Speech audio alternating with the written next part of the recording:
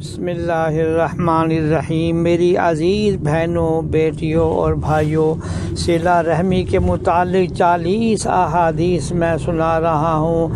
آج حدیث نمبر 8 میں سناتا ہوں کہ رسول اللہ صلی اللہ علیہ وسلم نے فرمایا، مومن بندوں کی مثال ان کی آپس میں محبت میں، اتحاد میں، شفقت میں جسم کی طرح ہے کہ جب جسم کے اعضاء میں سے کسی عضو کو کوئی تکلیف ہوتی ہے تو اس کے سارے جسم کو نیند نہیں آتی، بخار چڑھ جانے میں اس کا شریک ہو جاتا ہے۔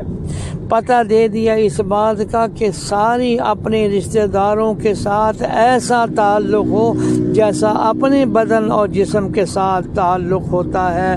بدن کے ایک حصے میں، پاؤں کی چھوٹی انگلی میں بھی درد ہو تو سارا بدن جو ہے وہ بے چین ہو جاتا ہے۔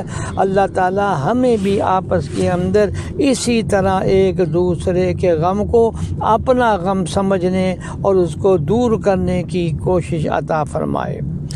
اگلی روایت حدیث نمبر 9، نبی کریم سرور دو عالم صلی اللہ علیہ وسلم نے فرمایا کہ مخلوق خدا پر رحم و شفقت کرنے والوں پر رحمان کی رحمت نازل ہوتی ہے، لہذا تم زمین والوں پر رحم و شفقت کرو تاکہ تم پر وہ رحم کرے جو آسمان میں ہے۔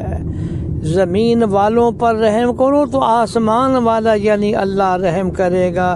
اگلی روایت حدیث نمبر یہ آپ کے سامنے 10 سنا رہا ہوں کہ حضرت صلی اللہ علیہ وسلم نے فرمایا، بھلائی عمر کو زیادہ کر دیتی ہے اور تقدیر کو سوائے دعا کے کوئی چیز نہیں لوٹاتی، اور آدمی رزق سے اپنی اس خطا کی وجہ سے محروم کیا جاتا ہے جس کو وہ کر بیٹھتا ہے، یعنی گناہوں کی نحوست کے یہ آثار ہیں۔